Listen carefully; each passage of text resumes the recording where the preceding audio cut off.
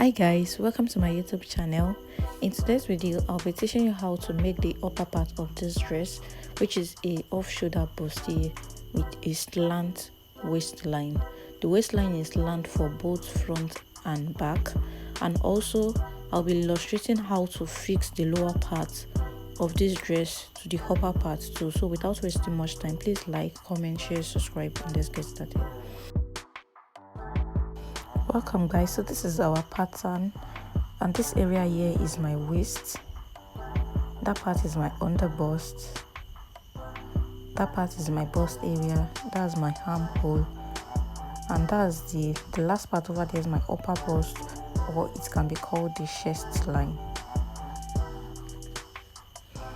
So for the lower part of this dress, for the lower part of this pattern I added additional 3.5 inches.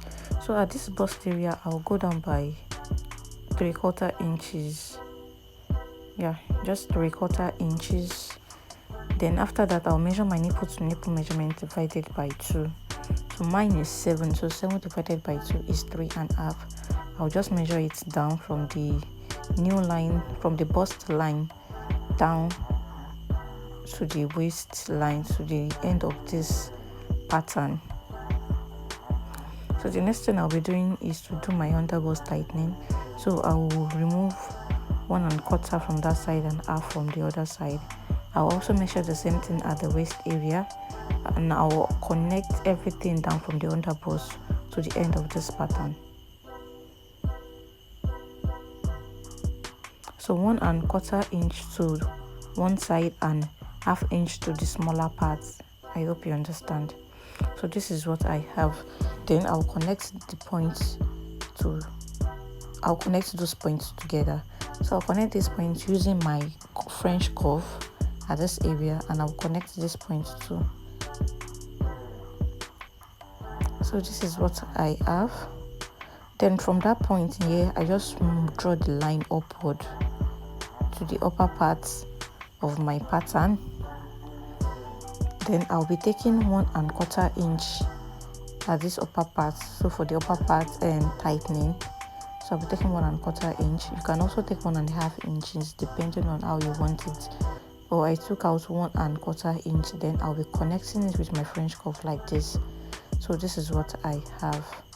Let me say this now, for my upper part, I didn't deduct the actual upper part, my actual upper part. I just removed 4.5. My actual upper part is 6 inches, which will be too low for what I want, so I increased it to 4.5. So the next thing we're doing is to measure our other measurement across this area. I've measured my bust with my sewing allowance, and here too I'll be measuring my waist divided by 4, the data I took out over there, and my sewing allowance of 1.5.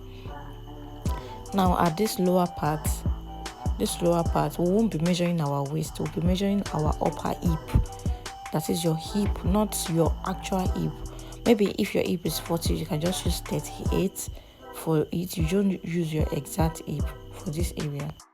So now I'll be using 32 for mine. So I'll measure 32. That I took out there, I will add it back, and I'll be adding my sewing allowance for the side, 1.5. Then the next thing to do is just to connect all these points together.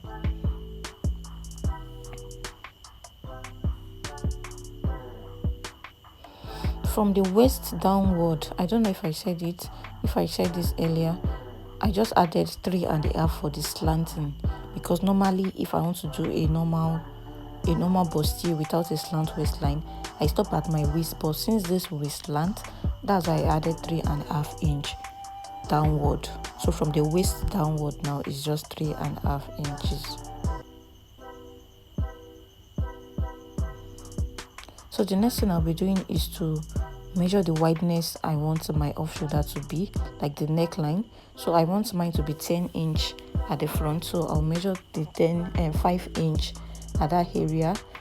Then after that, I'll just connect the armhole.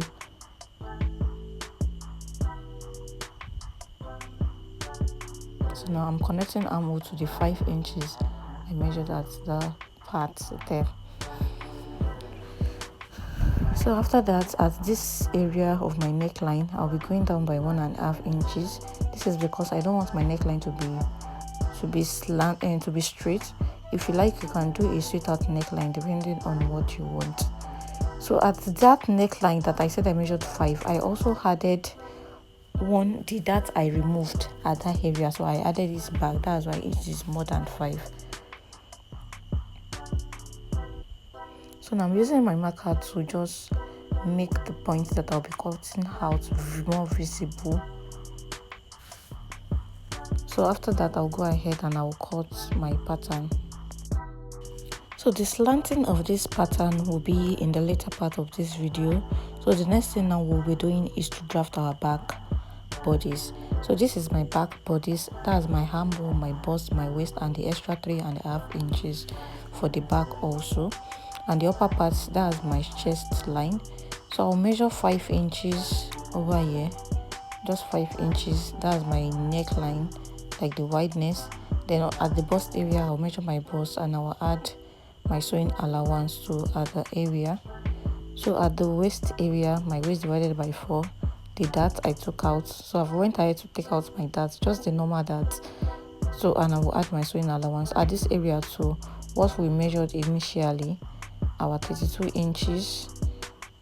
Then you had the 1 inch dart and the 1.5 sewing allowance.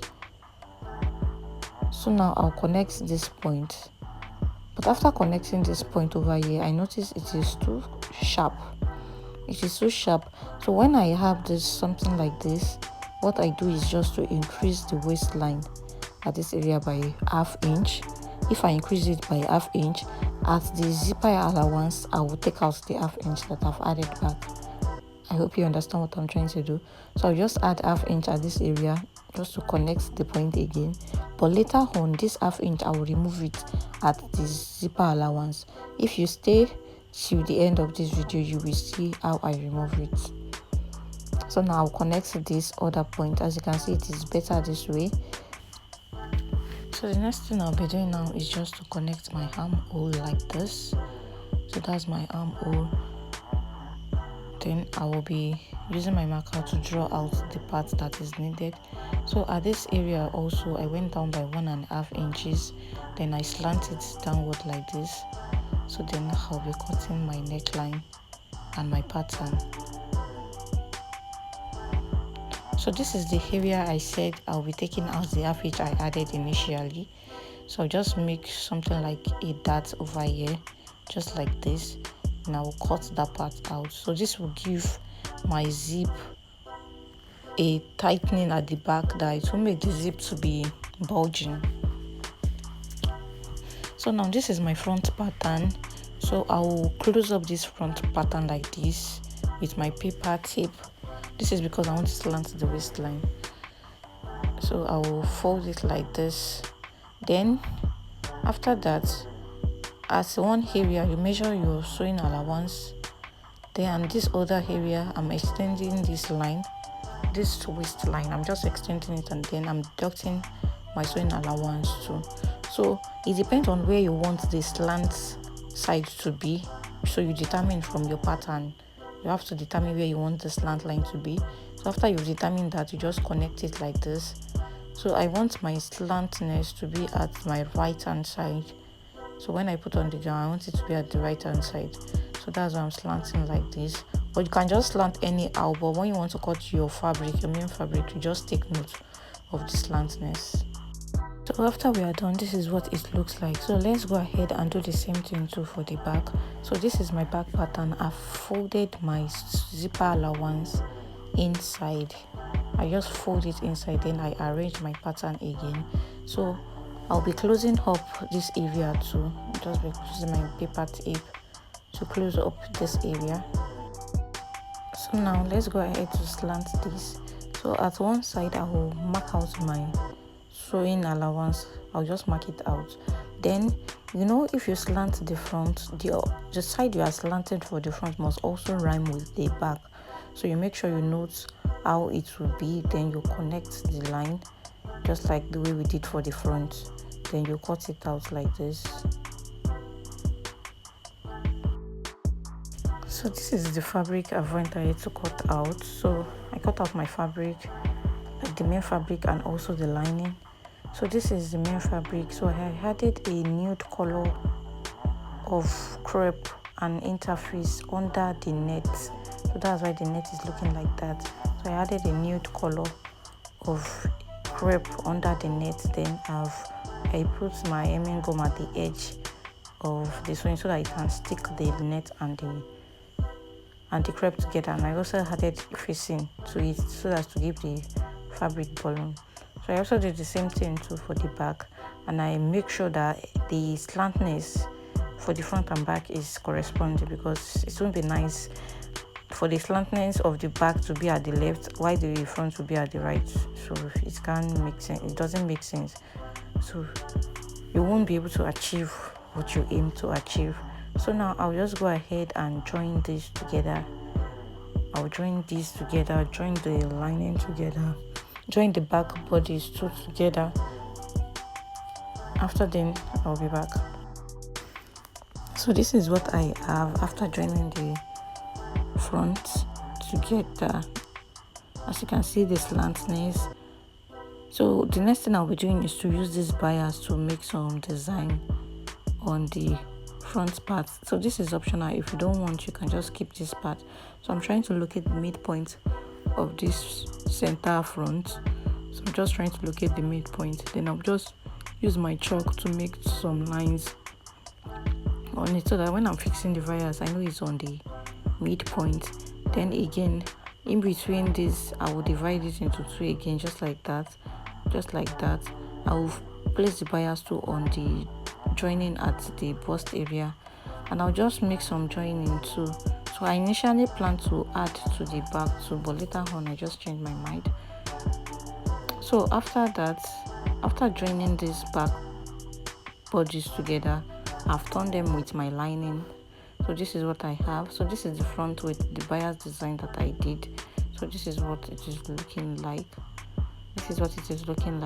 So now this is my lower part. If you don't know how to cut a lower part, skirt lower part, I have videos on my channel about this, so I'll just link it in the description box, or you can just indicate in the comment section so I can send you the link directly.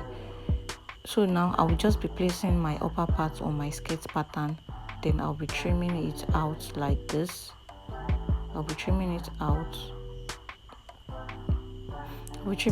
Like this. So this is what I have after trimming it out. Then I will fix it. Just go ahead and sew this together.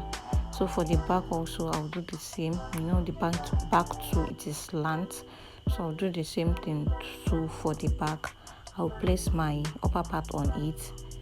I'll make sure it is rhyming. So if you are following your accurate measurements, we have something like this. As you can see, that everything is balanced. It's not as if one part is longer than the other.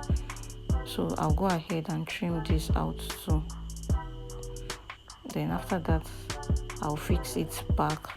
So that's just what I will do. And this is the last part. So this is how it will be. So I'll just go ahead and trim this out too. So after you're done trimming, you go ahead to join them, the upper part and the lower part together. Then this is what I have. So for this waistline design that you are seeing, it's just a draping that I just made at the waistline, and this is the sleeve. So if you don't know how to drape this sleeve, just let me know in the comment section so I can explain to you. So this is what the dress look like, and thank you so much for watching. If you haven't subscribed, please subscribe, like, comment, share, and I'll see you in my next video. Bye.